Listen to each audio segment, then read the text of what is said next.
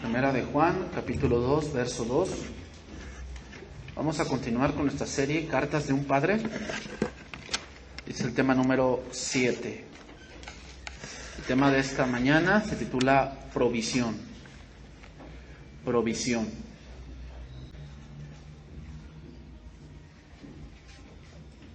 Primera de Juan 2:2. Dice ahí: y Él es la propiciación por nuestros pecados, y no solamente por los nuestros, sino también por los de todo el mundo. Y en esto sabemos que nosotros le conocemos, si guardamos sus mandamientos. El que dice, yo le conozco, y no guarda sus mandamientos, el tal es mentiroso, y la verdad no está en él. Pero el que guarda su palabra, en este verdaderamente el amor de Dios se ha perfeccionado. Por esto sabemos que estamos en... que vamos a leer hasta ahí. La semana pasada vimos el problema del hombre no es intelectual, es de naturaleza. Los gnósticos presumían mucho de un conocimiento elevado y decían que entre más conocían, su naturaleza iba teniendo menos poder sobre ellos. ¿Y qué crees? Hoy dicen lo mismo mucha gente, ¿no?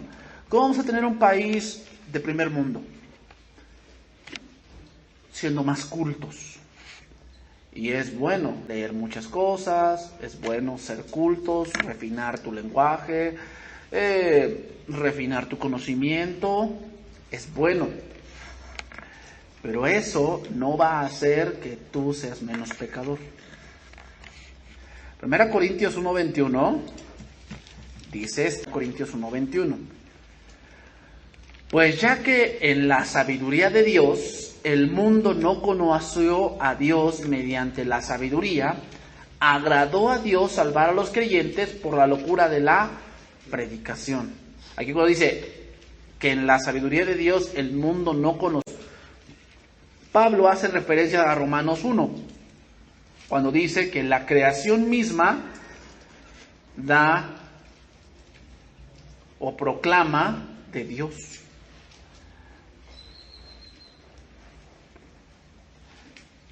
Versículo 22 dice, porque Dios piden señales y los griegos buscan sabiduría. Algunos buscan señales y otros buscan sabiduría, pero nosotros predicamos a Cristo crucificado. Para los judíos ciertamente tropezadero y para los gentiles locura. O sea, para las gentes que tienen una maestría, un doctorado y se dedican a cosas así grandes, predicarles de Cristo es una locura. O sea, ellos no creen en eso de que ay, Dios creó al hombre del polvo de la tierra. Pues eso para mí no es cierto.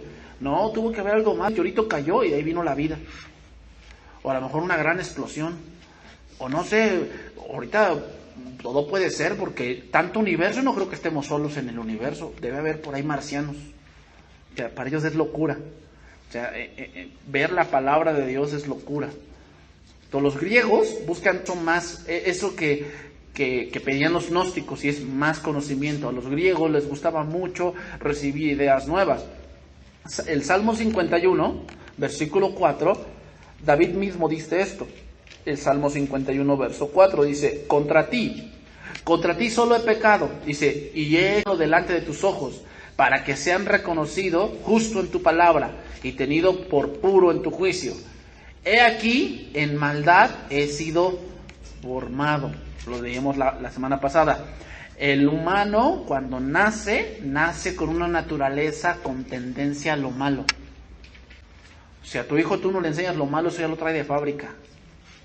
Ya traemos de fábrica el que mentimos, el que queremos engañar, el que queremos fraudear, ya lo traemos de fábrica. Entonces, como te dije, el mayor enemigo que tienes eres tú mismo. Porque dice Santiago 1, ¿no? De donde muchas veces viene la tentación. No la mayoría de las tentaciones viene de ahí. ¿De dónde? De tu concupiscencia. Es decir, de tu deseo desordenado. Aquí nace algún deseo así de como que me gustó eso, pero no tengo dinero. Entonces, ¿qué viene a tu mente? Me lo voy a robar. Dentro de tu mente dice, que entra en tu mente y baja a tu corazón, y es cuestión de tiempo. Es como una mujer embarazada.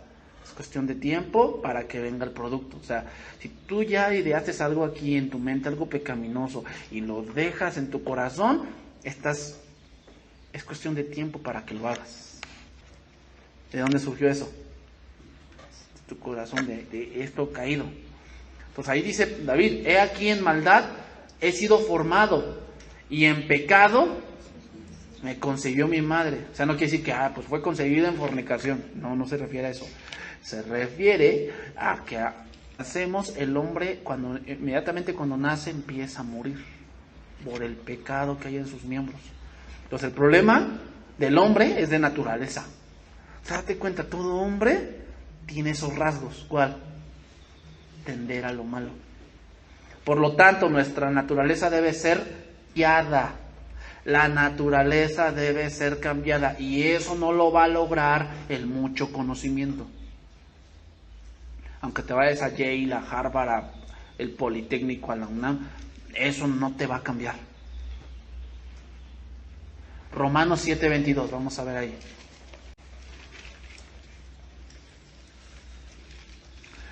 Entonces, ese cambio debe ser en el corazón. ¿Ok? No es por fuerza de voluntad. No, ya, a partir de hoy, ahora sí ya. No. Debe ser en el corazón, y eso solamente lo hace Cristo. ¿Ok? Bueno, entonces, vamos a ver, ¿cuál es la diferencia entre uno que es cristiano, o que ha recibido a Cristo, que cree en Cristo, y uno que no es? ¿Los dos pecan? Sí, los dos pecan. ¿Siguen pecando? Sí. Pero ¿cuál es la diferencia? Que ya no lucha contra el pecado. Lucha. El cristiano mantiene a raya su carne.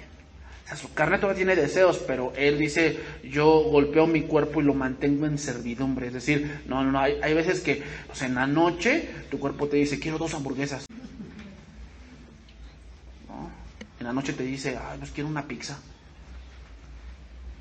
Pero así bien repleta de queso, bien repleta así de pepperoni. Pero entonces, oye, pues son las 11 de la noche. No importa, yo lo quiero. Entonces, ¿qué vas a hacerme? Pues muchos le dan lo que quieren, y entonces ya le viene la de a 20. ¿No? Tu carne, yo quiero refresco. Soy adicto a la coca. ¿Quién va a mandar? O sea, no estoy diciendo que no tomen, ni tampoco estoy diciendo que sea del diablo. Pero también vamos a ponerle ese punto al refresco. Nada con exceso. Todo con medida.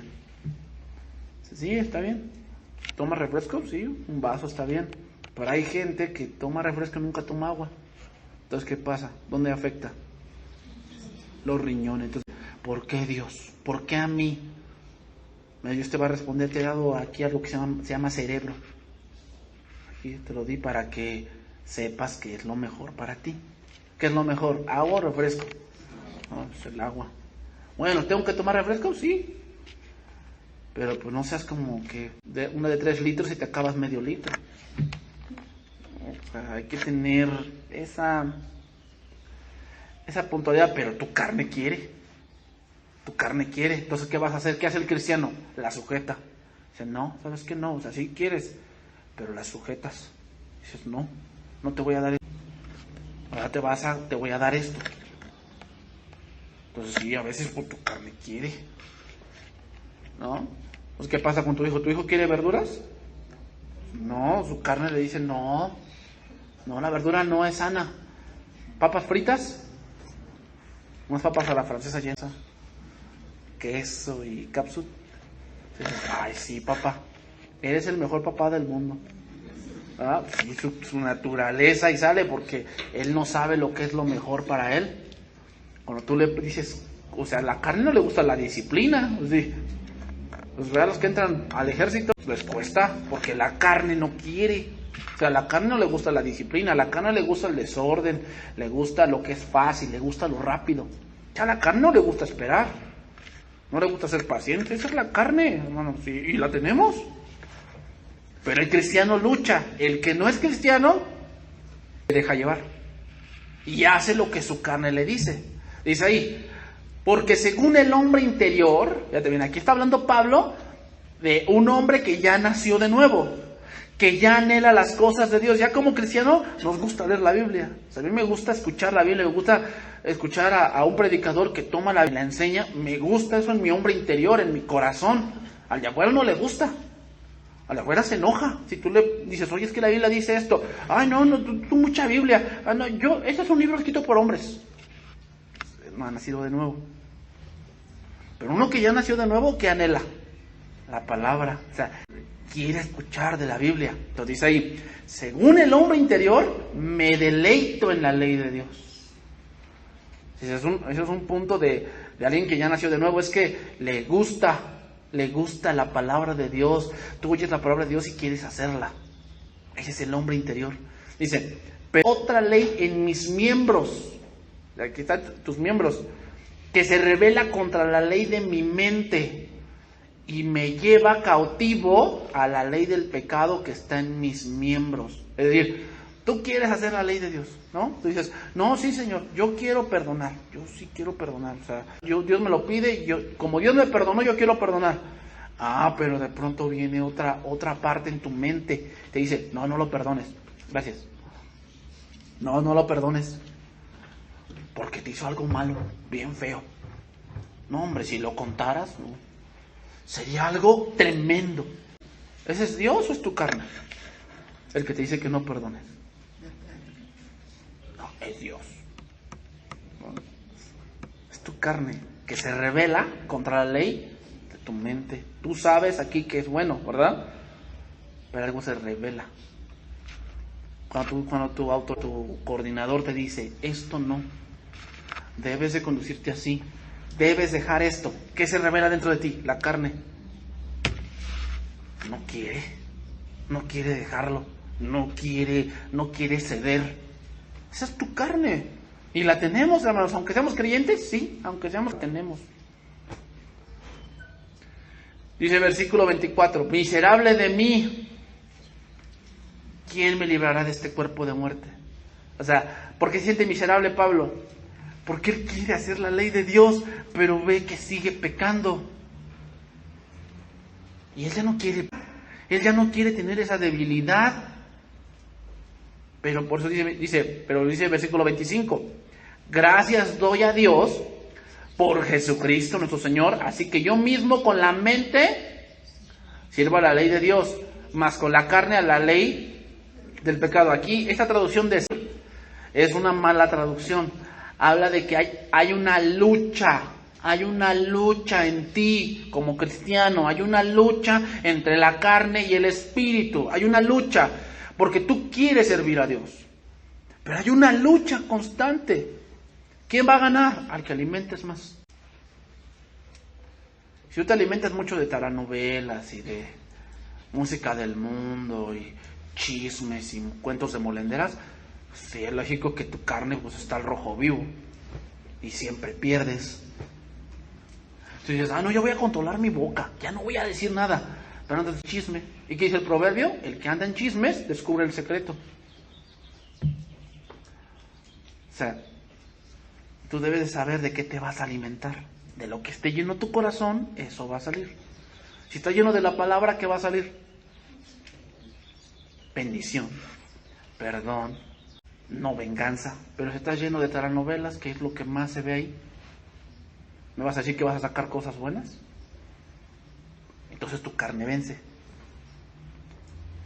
Entonces sigue diciendo Romanos 8:1. Dice ahí, ahora pues, ninguna condenación hay para los que están en Cristo Jesús, los que no están conforme a la carne, sino conforme al Espíritu. Porque la ley del Espíritu de vida en Cristo Jesús me ha librado de la ley del pecado y de la muerte. ¿Qué quiere decir? Ahora que soy cristiano, ya no sirvo más al pecado. El pecado ya no es mi dueño, ya no me rige, ya no me manda. Ahora me manda Cristo. Cuando tú recibiste a Cristo, hubo una liberación. ¿Qué quiere decir? Cristo rompió las cadenas que te ataban al pecado, en el sentido de que tú servías al pecado, hacías el pecado, era tu modus vivendi y no podías librarte. Ahora con Cristo Él te ha libertado para vivir una vida ahora sí en santidad. Sigue diciendo el versículo 3. Porque lo que era imposible para la ley, por cuanto era débil por la carne, Dios, enviando a su Hijo en semejanza de carne de pecado, y a causa de lo condenó al pecado en la carne. Ese versículo parece enredado, lo voy a leer en traducción viviente para que lo entiendan mejor. La ley de Moisés no podía salvarnos porque nuestra naturaleza pecaminosa es débil. La ley, hermano, los 10 mandamientos son buenos, pero ¿por qué no podemos? Por nuestra naturaleza que tiende a lo malo.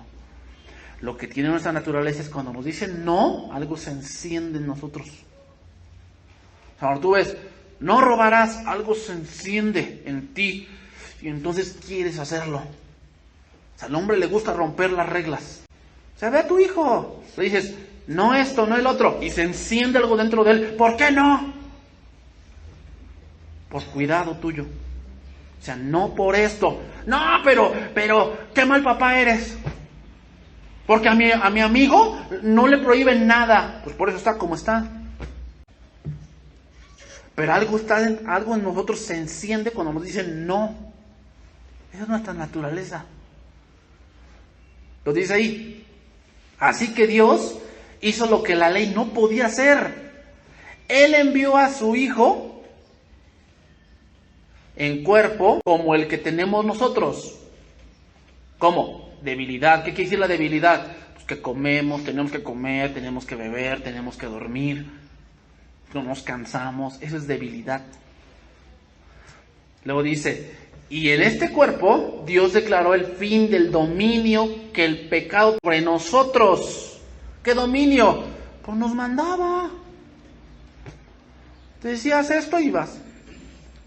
No, a mí me sorprende por las mujeres que viven en colonias, híjole. Son tremendas. Porque si se agarran así en un encuentro así verbal, páralas. ¿Quién las está gobernando ahí? El pecado le dice, no, respóndele. Ya le respondió, entonces la otra le responde, no, ya no nos enojamos más, golpéala. Ahí le tiro la cachetada. A mi hijo no lo tocas. No, pero es que tu hijo se metió a mi casa a robar. Ah, no, pues él puede hacer lo que él quiera. Aquí está su madre para pagar. Ay, el pecado sale. Pero eso te gobierna. Te gobierna. Así es el mundo. Así éramos nosotros. Así éramos. Pero Cristo ya nos ha libertado. Ya nos ha libertado. Ya podemos decir no al pecado. Ya podemos. ¿Por qué? Por Cristo. Entonces, en Cristo, el dominio del pecado en la vida del creyente ha sido inhabitado. No quiere decir que ha sido petrificado. Ahí está todavía. Pero ya no nos gobierna. Ya podemos decir que no. Sin embargo, estamos en esa lucha constante. Estamos en esa lucha constante. La lucha es real. Estamos en esa lucha constante todos los días. Entonces, vamos a ver, esto tiene dos soluciones, ¿ok? Según lo que estamos leyendo en Primera de Juan. Número 1, que ya lo vimos, es el abogado que tenemos delante del Padre, ¿no? Primera de Juan 2:1. Y si alguno de vosotros hubiere pecado, abogado delante del Padre, a Jesucristo, el justo. Esto nos hace recordar a un hombre que le acusaba a Satanás. Zacarías 3:1. Vamos a ver ahí. ¿Sí existe, eh? Zacarías 3:1. Que son libros que casi no tocamos, pero sí ahí están. Zacarías 3:1. Es en el Antiguo Testamento, hermano, que no.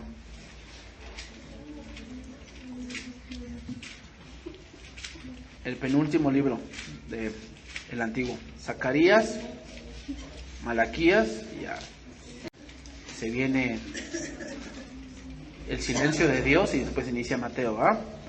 Zacarías 3:1. El profeta Zacarías, los libros de la Biblia del Antiguo Testamento no están en orden cronológico. O sea, aunque Génesis es el primero que está, y Génesis significa principio, No quiere decir que Génesis fue el primer libro escrito. El libro más antiguo de la Biblia es Job. De hecho, Job vivió antes que Abraham. Fíjate, y no tenía pastor, ni tenía iglesia. Y era un hombre bien maduro. Los 5 libros de la Biblia, el Pentateuco, Génesis, Éxodo, Levítico, Números y Deuteronomio, fueron escritos por Moisés, y Moisés vivió después de Job. Entonces no están escritos en cronológico, o sea, no está como tú lo lees, no es así como pasó todo.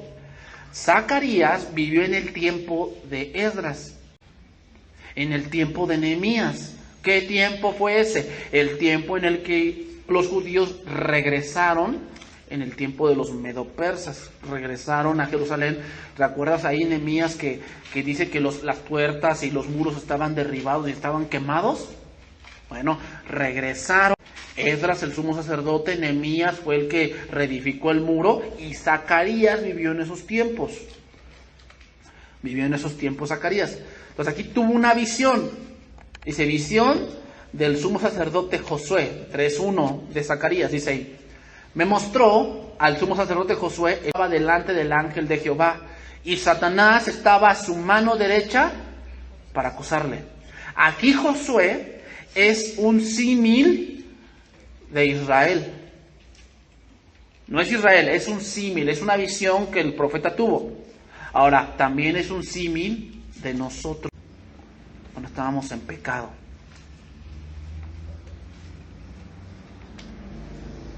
Y dijo Jehová a Satanás, Jehová te reprenda. Pregunta, ¿por qué no lo ató? Pues porque no es bíblico. Eso de atar al diablo no es bíblico, hermano. Si fuera bíblico, aquí lo hubiera atado, ¿no? Dice ahí, y dijo Jehová a Satanás, Jehová te reprenda, oh Satanás, Jehová que ha escogido a Jerusalén, te reprenda. ¿No es este un tizón arrebatado del incendio? Y Josué estaba vestido de vestiduras viles. Aquí viles se refiere a los pecados que había cometido el pueblo.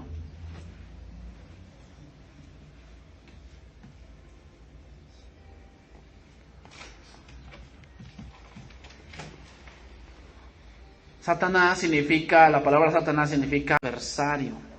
¿Quién nos está acusando día y noche? O sea, tienes un acusador que está a la orden de lo que estás haciendo, ¿eh? Las cosas malas ya las hiciste, va con Dios y le dice, mira, ahí está tu hijo, mira lo que está haciendo. Dice que es tu hijo y está mintiendo, ¿eh? Y la ley dice que no engañarás ni levantarás falso testimonio. Y ve lo que está haciendo. ¿Ah? Apocalipsis 12:10, ahí anótalo nada más. Dice, ahora ha venido la salvación y poder y el reino de nuestro Dios y la autoridad de su Cristo, porque ha sido lanzado fuera el acusador de nuestros hermanos, el que los saca delante de Dios día y noche. ¿Oirá? Ahí está el acusador, hermano, que nos está acusando día y noche. Entonces, Satanás está al lado de Josué, el sacerdote, y lo va a acusar de que no es santo. Y el Señor en su santidad tiene que juzgar el pecado. Entonces dice ahí, Jehová te reprenda, oh Satanás. ¿No es este un tizón arrebatado del incendio? Aquí tizón arrebatado del incendio habla de cuando echas un papel y de pronto lo sacas y como que ya se estaba quemando, pero no se consume. A eso se refiere.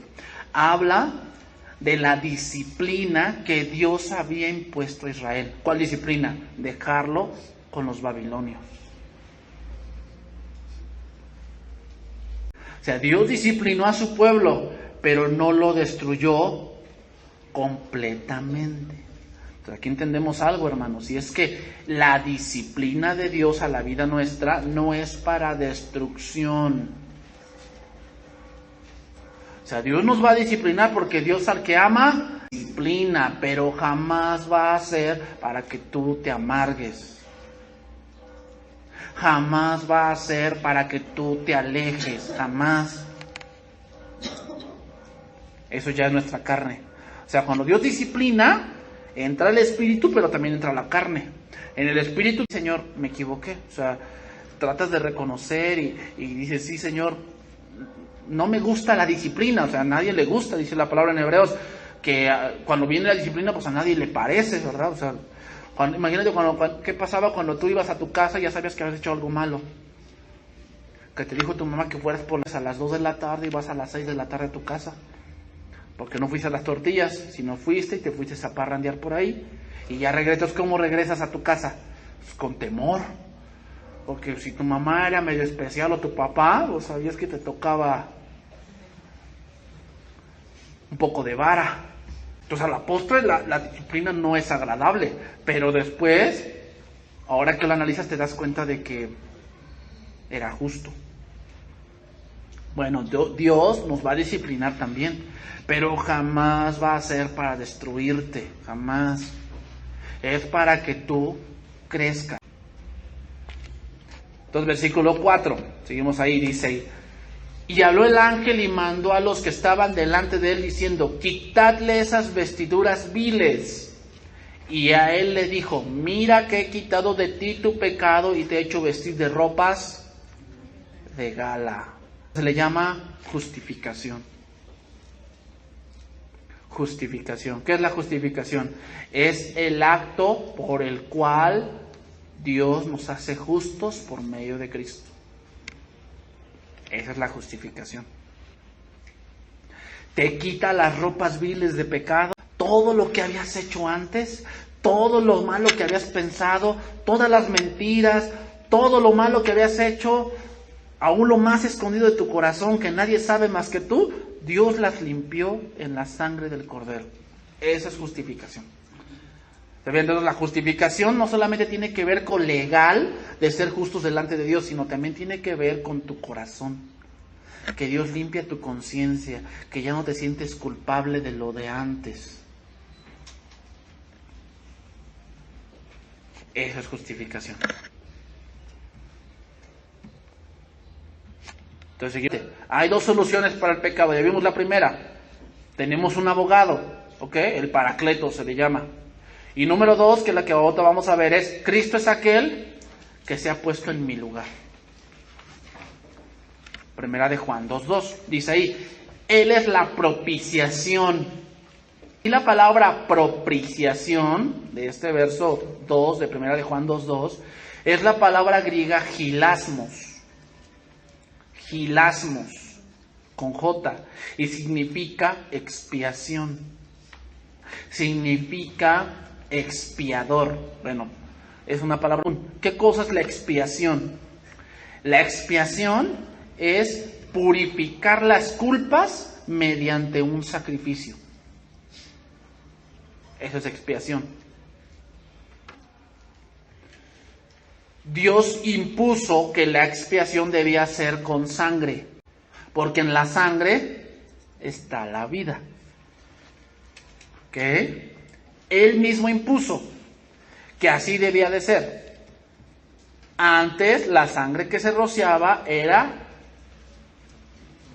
la de los corderos, las ovejitas. Tenía que ser una oveja sin mancha, tenía que ser perfecta, no tenía que estar pinta, ni tuerta, ni con una patita más grande que la otra. No, tenía que ser perfecto, porque así es Cristo. ¿Cómo? Perfecto.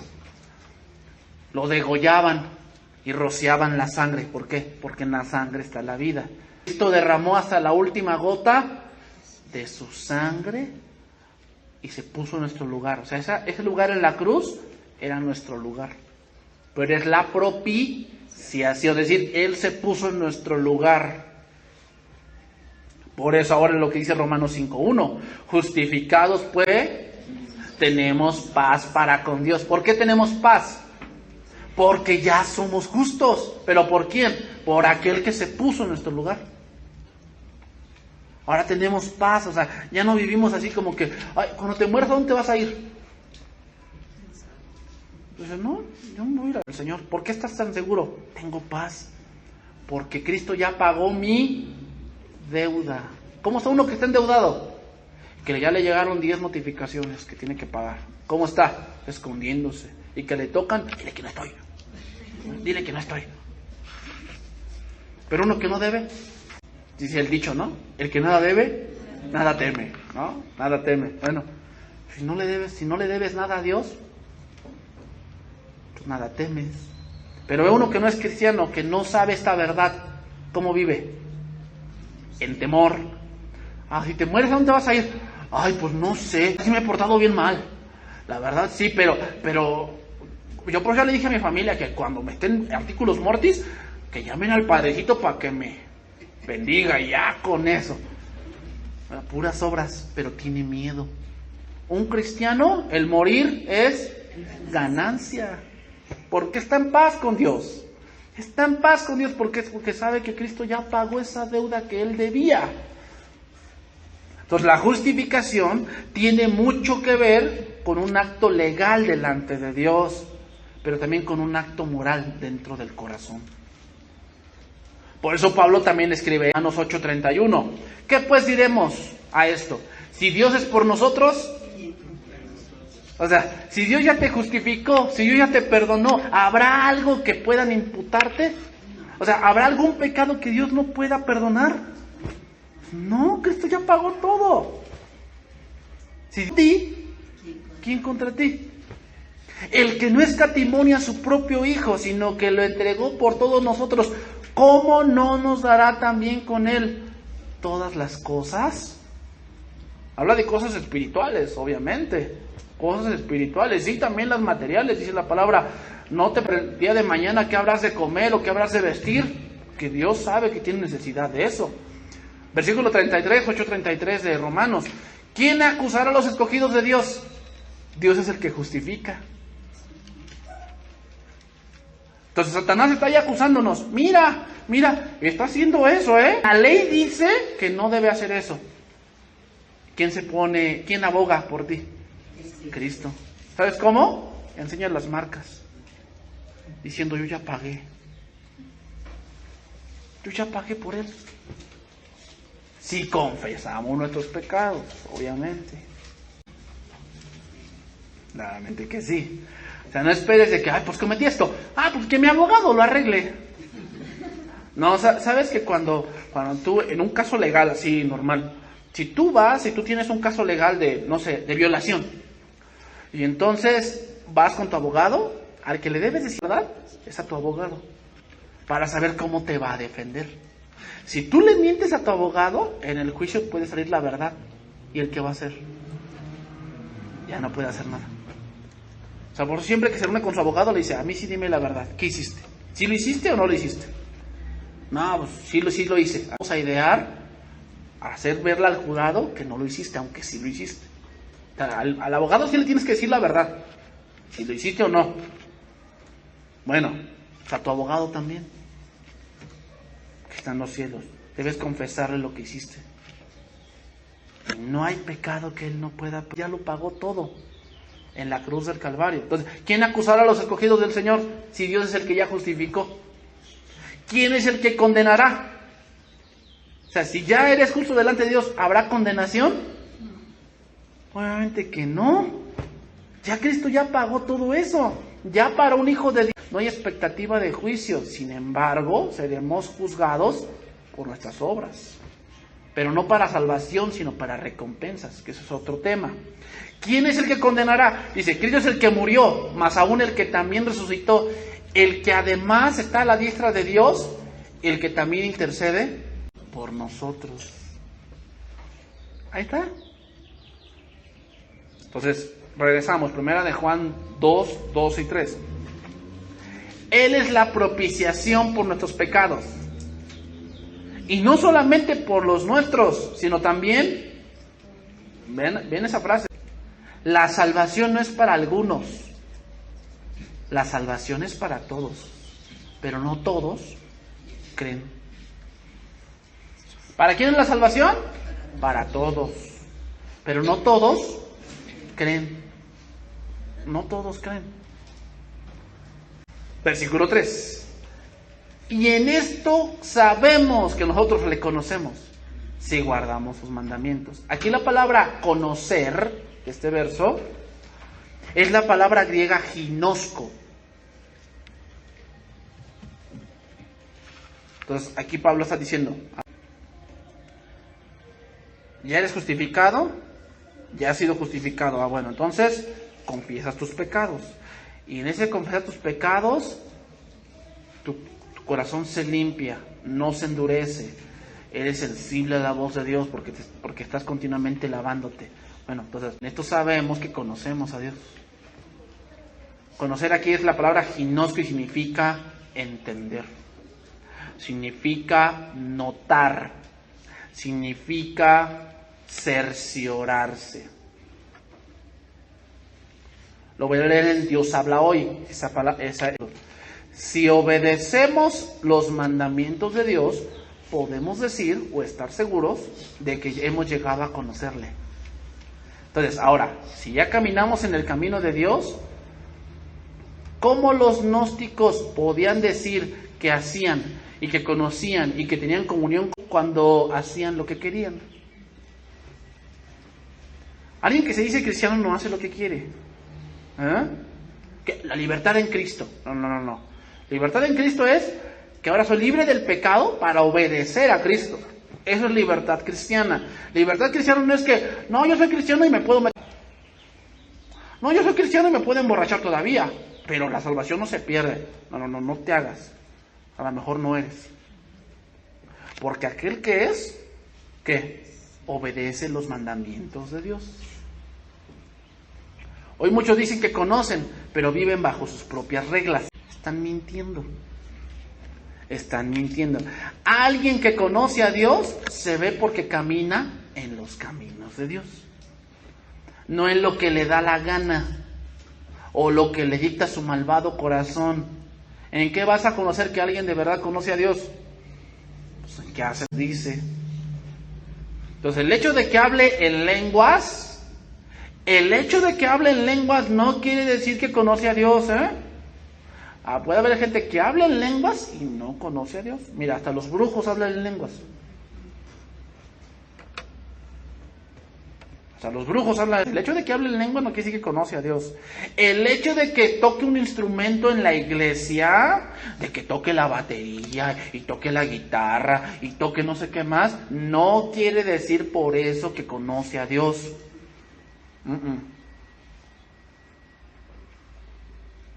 O tampoco el que da mucha ofrenda, que siembra en el reino. Eso tampoco quiere decir que conoce a Dios. Solamente conoce a Dios aquel que anda en los caminos de Dios. Y también anótale bien esto. El camino a Dios no es por la inteligencia humana. El camino a Dios no es por la inteligencia humana, sino por la palabra.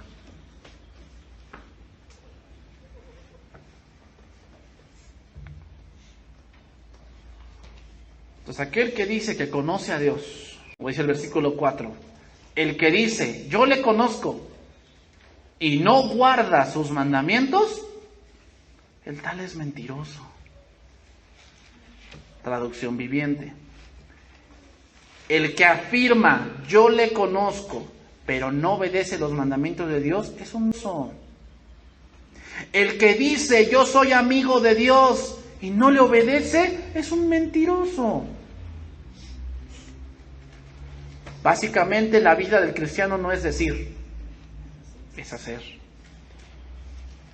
La vida cristiana no es estar estacionado, sino crecer, es moverse, hermanos. No es pertenecer a una iglesia, no es pertenecer a una congregación, no es pertenecer a casa de oración, a fulano, a sutano, perengano, no. La vida cristiana es pertenecer a una iglesia. Recuerden que la iglesia somos los que hemos creído, no la construcción. Los gnósticos afirmaban conocer a Dios, pero por su mucho conocimiento, pero eran mentirosos, porque eran esclavos de sus pasiones y de pecados tan bajos, aunque se creían bien sabios. Eran hijos de su padre el diablo, y los deseos de su padre querían hacer, Juan 8:44. ¿No? Esos eran los gnósticos, mentirosos en toda su manera de vivir. Afirmaban caminar con Dios, pero solo mentían haciendo cosas para ellos mismos. Ahora, aquí debemos estar conscientes de algo, hermanos. Los mandamientos de Dios es del corazón. ¿Ah? Muchos pueden comportarse honradamente. O sea, hay comportamiento cristiano. ¿Cuál es el comportamiento cristiano? Que llegas y puede haber gente que te diga Dios te bendiga, aleluya, amén, cosas así, que un lenguaje cristiano, ¿no? O sea, hermano, Dios te bendiga, sí, hermano, qué bueno. Pero eso no indica que sea cristiano. Porque hoy hasta los católicos se llaman hermanos. Bueno, es más, hasta los que creen en esa doctrina del universalismo, todos somos hijos de Dios, todos. O sea, no hay excepción, todos somos creación de Dios, por lo tanto somos hermanos. Si te los encuentras y te dicen, hermano. Yo una vez así me dijeron, le digo, ¿hermano de quién? No, es que tenemos el mismo Dios. A ver, ¿quién es tu Dios? ¿Quién es tu Dios para el mío? No, pues Dios es el que hizo, ¿cómo se llama? El que a mí me da dinero, mi negocio, no. Ese es el Dios Mamón. El Dios del dinero. Y ese no es mi Dios. Mi Dios es el que me sustenta con la palabra de su poder. ¿No? Entonces todos dicen, ¿somos hermanos? No. Todos somos criaturas, sí. Criaturas de Dios, sí. Pero hermanos, solamente los que hemos creído tenemos la misma fe, el mismo espíritu, el mismo bautismo. Esos somos hermanos. Entonces, muchos pueden comportarse honradamente, muchos pueden comportarse de una manera graciosa y en apariencia obediente, pero guardar los mandamientos de Dios tiene que ver con la moral. Y eso está en el corazón. Juan 3:3. De nada sirve, hermanos, la apariencia de piedad si tu corazón no ha cambiado. Entonces, por eso muchos les pregunto, ¿por qué eres cristiano? A ver, dime por qué eres. No, pues porque voy a la iglesia. Mira, hasta el diablo lleva a la iglesia. ¿Por qué eres cristiano? No, pues porque mi papá es cristiano, yo por eso soy cristiano. Dios tiene hijos, no tiene nietos. ¿Por qué eres cristiano? Porque sirvo. ¿Por dónde sirves? No, pues sirvo en Ujieres y todo eso. Mira, para eso si quieres contrata una empresa de limpieza y lo hace. Y no por eso son hijos. ¿Por qué eres hijo? ¿Por qué te dices cristiano? Porque guardo sus mandamientos. Ok. Porque vives así. Por sus frutos los conoceréis. Respondió Jesús y le dijo, aquí está hablando con Nicodemo, y le dice, de cierto te digo, que el que no naciere de nuevo, no puede ver el reino de Dios. Nicodemo le dijo, ¿cómo puede un hombre nacer siendo viejo? ¿Puede acaso entrar por segunda vez en el vientre de su madre y nacer? Respondió Jesús y le dijo, de cierto te digo, que el que no naciere del agua y del Espíritu, no puede entrar en el reino de Dios. O sea, Cristo está hablando de cosas espirituales. Tienes que nacer de nuevo, pero en el corazón. ¿Cómo se nace de nuevo? Pues no hay un método. Yo no te voy a decir, así tiene que ser, así. No hay. Pero solamente te voy a decir algo. Cuando tú tienes ese deseo de nacer de nuevo, el Espíritu Santo te va a guiar a ese punto. Hay gente que nace de nuevo diciendo, Señor, si existes, sálvame. No sé cómo orarte, no sé, la verdad no sé, pero si existes. Están tan desesperados que dicen eso. Y Dios los salva. Para otros que han nacido de otra manera. O sea, eso no es de hombre, hermanos. Es de Dios. No te puedo decir, este es el método, porque mentiría. No hay método para eso. Eso es de Dios. No hay una oración así que digas, esta es la oración de la salvación. No hay. Entonces, alguien que no sigue los mandamientos de Dios y los ama en su corazón, es porque no ha nacido de nuevo. Si tú te das cuenta en tu vida que no sigues los mandamientos de Dios, que no amas la palabra de Dios, que tu vida es una mentira, que te has estado mintiendo a ti mismo, está diciendo, sí, yo pienso que soy cristiano, pero tu vida es un desastre, te estás mintiendo a ti mismo. No has nacido de nuevo. Necesitas pedirle a Dios que te ayude. A Dios. Entonces vámonos por la parte final. Primera de Juan 2:5. Entonces para guardar los mandamientos de Dios hay que nacer de nuevo. Si no has nacido de nuevo, aunque quieras, y podrás tener una conducta pues más aceptable. Y dices, no, es que yo no le grito a mi mamá. Bueno, no, pero ¿qué tal en tu corazón tienes ese rencor contra ella? A lo mejor no le dices, pero lo tienes. Eso Dios también lo ve. ¿O tú piensas que Dios nada más ve lo externo?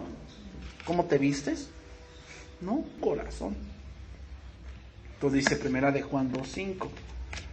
Pero el que guarda su palabra, en este verdaderamente el amor de Dios se ha perfeccionado. A ver, aquí entran varias cuestiones. ¿Qué significa que el amor de Dios sea perfeccionado? Que no somos perfectos, que falta un proceso. ¿A qué se refiere? Bueno, no podemos especular nada más así. ¿Cuál es el contexto del que venimos? El contexto es aquel que dice que conoce a Dios debe guardar sus mandamientos. Cristo dijo en Juan 14:15, si me amáis, guardad mis mandamientos. Entonces, eso nos dice otra pista. ¿Quién puede guardar la palabra? Todo aquel que es nacido de Dios. Los gnósticos hacían a las personas. Y si no estabas de acuerdo con su doctrina, te expulsaban. Entonces, la prueba más grande de amor de Dios es guardar su palabra. Entonces, perfeccionar el amor tiene que ver con saber y hacer. Entonces, aquel que sabe y hace, en este verdaderamente Dios se ha perfeccionado. Aquí la palabra perfeccionado viene de una palabra griega teleió y significa un carácter completo.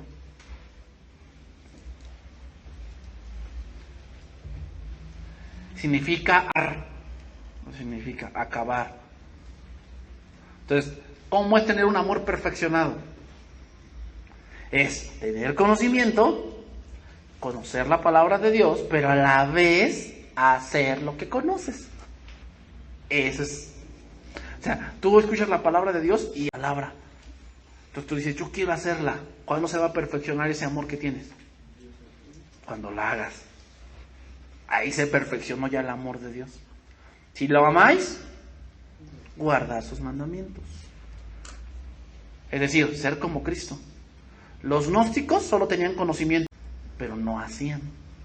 Por lo tanto, el amor de ellos era mentira. Decían que conocían a Dios, pero mentían porque andaban en sus malos caminos. Entonces, guardando su palabra, nosotros probamos que le conocemos, que le amamos, que estamos en Él. Guardando su palabra, probamos que le conocemos, que le amamos y que estamos en Él.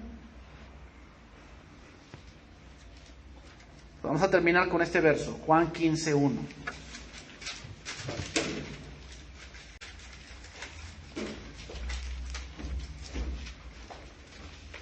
Pues amamos al Señor, vamos a hacer lo que nos dice. ¿Ah? Dice, yo amo mucho al Señor. Ah, bueno, obedécele. Esa es la muestra más grande de obediencia o de amor hacia Dios, que le obedece.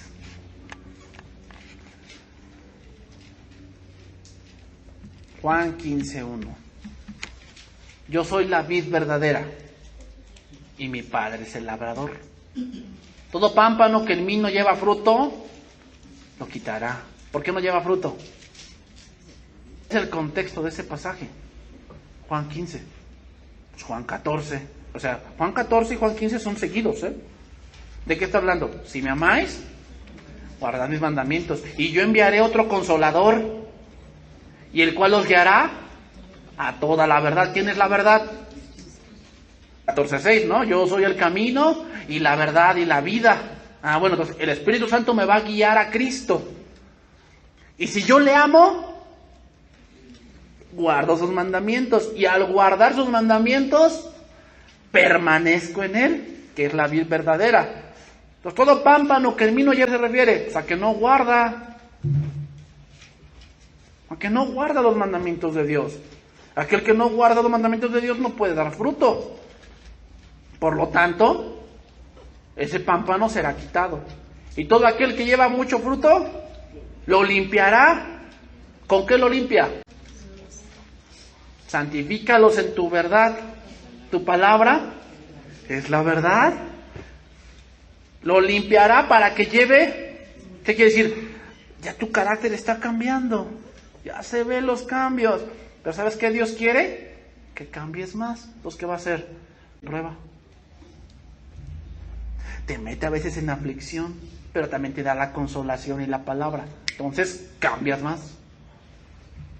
Cambias más. Y se ve en tu persona. Se ve que guardas la palabra de Dios. Entonces, das fruto. Versículo 3. Estáis limpios. Fíjate otra vez. Por la palabra que os he hablado. Permaneced en mí. Y yo en vosotros. O sea, fíjate bien. Ya dijo que ya están en él. Pero hay que permanecer. ¿Cómo es permanecer? Guardar los mandamientos de Dios. Ved en mí y yo en vosotros. Como el pámpano no puede llevar fruto por sí mismo, si no permanece en la vid, así tampoco vosotros si no permanecéis en mí. Yo soy la vid, vosotros los pámpanos. El que permanece en mí y yo en él, este lleva mucho fruto, porque separados de mí nada podéis hacer. O sea, ¿qué no puedo hacer? Caminar en los caminos de Dios. Sin Cristo, sin nacer de nuevo, no puedes caminar.